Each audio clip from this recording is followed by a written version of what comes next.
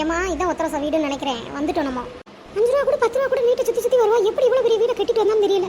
அதான் நம்மகிட்டலாம் ஒரு நடிப்பா. காசே இல்லை. நீங்கள் பார்த்தீங்களா எவ்வளோ பெரிய வீடு. வெளியில் பாருங்க 2 வண்டி வச்சுருக்கா. பெரிய வண்டி ஒன்று, சின்ன வண்டி ஒன்று.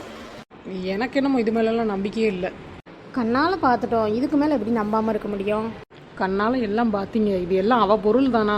இது அவள் வீடு தானா? அவளே ஆளை காணோம். எனக்கு நல்ல ஞாபகம் இருக்குது. அவள் சொன்னா அந்த பக்கம் வந்தீங்கன்னா ஒரே ஒரு வீடு மட்டும் தான், எங்கள் வீடு மட்டும் தான் இருக்கும். வெளியில் 2 வண்டி இருக்கும், வெளியில் ஒரு சேர் இருக்கும்னு சொன்னான்.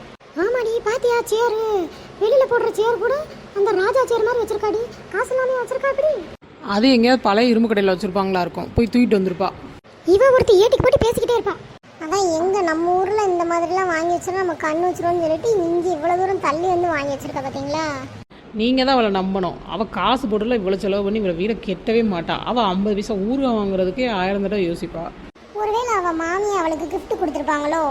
இவ்வளோ நாள் அவள் மாமி அவளுக்கு விஷம் கொடுக்காம இருந்ததே பெரிய விஷயம்தான். அவளுக்கு கிஃப்ட் வேற கொடுப்பாங்க. கிஃப்ட்டு ஐயோ இவளுக்கு துக்கம் தாங்க முடியாமல் தான் நானே இவ்வளோ தூரம் வந்திருக்கேன்.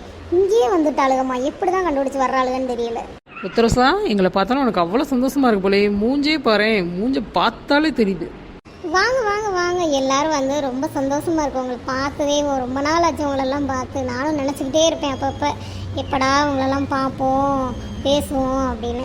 அப்படியே உத்தரசா, தினமும் நினச்சிக்கிட்டே இருப்பியா? சரி. அதான் முந்தனே தெரியும் ரோட்டில் பார்த்தோன்னே அப்படி பார்க்காத மாதிரி திரும்பிட்டு போனியோ? ஐயோ என்ன குசு, நம்ம என்ன அப்படியே பழகிருக்கோம். உன்னைய போய் பார்த்துட்டு நான் பார்க்காம போவேன். நான் ஒரு அவசர வேலையாக போய்கிட்டு இருந்தேன், கவனிச்சிருக்க மாட்டேன். ஆமாம், நீ என்னைக்கு தான் அவசரம் இல்லாமல் இருந்த? எந்நேரம் அவசர வேலை தான் உனக்கு. ஏண்டி அவ்வளோ தூரம் உன்னை பார்க்குறக்கா இங்கே வந்திருக்கோம். வாசனை நிற்க வச்சு பேசிக்கிட்டு இருக்க. வீட்டுக்குள்ளே கூட்டு போய் காப்பி போட்டு கொடுறேன். இவளு எனக்கு சோறு பொங்கி குழம்பு வைக்காமல் விட மாட்டாளுங்க.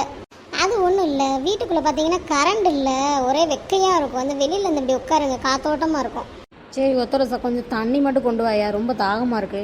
ஏக்கா நீங்கள் பார்த்துக்கோங்க, இந்த பக்கம் பார்த்தீங்கன்னா தண்ணியே வர மாட்டேங்குது. ரொம்ப அவுட்ரு ஏரியாவாக இருக்கா, தண்ணியே சுத்தமாக வர மாட்டேங்குது. நாங்களே பார்த்துக்கிட்டிங்கன்னா வாரத்துக்கு ஒருக்க தான் தண்ணி குடிக்கிறோம். பரவாயில்ல, வாரத்துக்கு ஒருக்க தான் தண்ணி குடிப்பீங்களா? அப்போ சாப்பிட்றதுமா வருஷத்துக்கு ஒருக்க தான் சாப்பிடுவீங்களா? அட என்ன கொசு, கீழே உட்காரியே மரத்து மேலே போய் ஏறி உட்காந்துருக்க. இருக்கட்டுமா, பரவாயில்ல. அப்புறம் நீ வந்து இந்த வாசலில் உட்காந்துக்கு டோக்கன் போட்டாலும் போடுவேன். இவ்வளோ நேரம் வீட்டு வாசலில் உட்காந்துருந்தீங்களா, ஆளுக்கு 10 ரூபா கொடுங்க. அது எதுக்கு? இது வந்து பொது மரம் தான், மரத்தில் தான் நான் உட்காந்துருக்கேன். உன் வீட்டில் நான் உட்காரல. இன்னும் கொசுக்கு அந்த குறும்பு போகவே இல்லை. இப்போ பாரு கிண்டல் பண்ணிக்கிட்டே தான் இருப்பா. ஏம்மா நீங்கள் உங்கள் குறும்பு கரும்பலை அப்புறம் வச்சுக்கோ.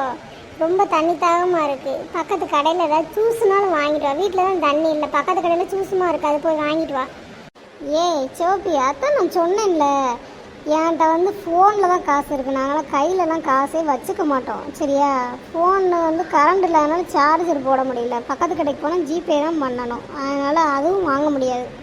எப்படி ஒத்தரசா, உன் பிள்ளைகளுக்காக சோறு போடுவியா போட மாட்டியா? கரண்ட் இல்லை, காசு இல்லை, சில்லறை இல்லை, எல்லாத்தையும் சொல்கிற கதையாகவும்.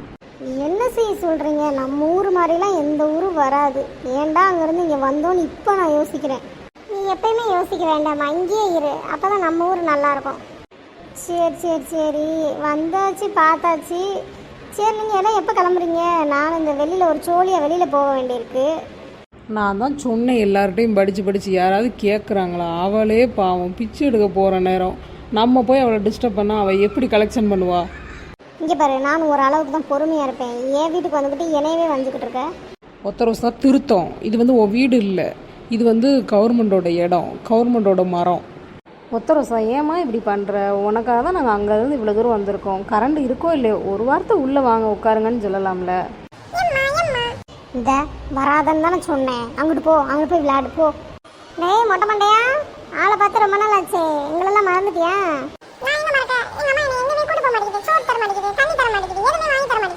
ஆமாம், உங்கள் அம்மா பார்க்க அங்கேருந்து நாங்கள் இங்கே வந்ததுக்கு ஒன்றும் வாங்கி தர மாட்டேக்கா, தண்ணி கூட கொடுக்க மாட்டேக்கா.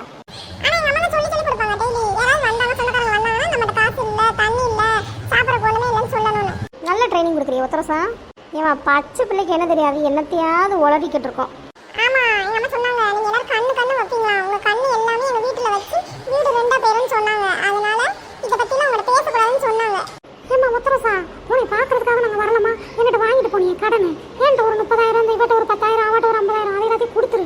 உன் வீட்டு வாச பக்கமே நாங்கள் வரமாட்டோம். என்ன நீங்கள் இப்படி சொல்லிட்டீங்க?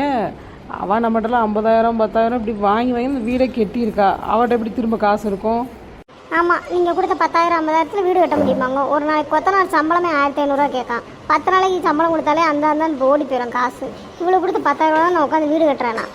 சரி, அப்போ எங்கள் காசு உனக்கு தேவையில்ல, எங்கள் காசில் நீ வீடு கட்டலைல்ல, எங்கள் காசை கொடுத்துட்டு நாங்கள் கிளம்புறோம். இப்போ என்ன உங்களுக்கு இப்போ சாப்பாடு தண்ணி தானே வேணும்? வாங்க, இல்லை வாங்க, வீட்டுக்கு வாங்க, உள்ளே உட்காருங்க, சாப்பாடு வாங்கி தரேன், சாப்பிட்டு போங்க. நல்ல விவரமாக இருக்கே ஒத்தரசா.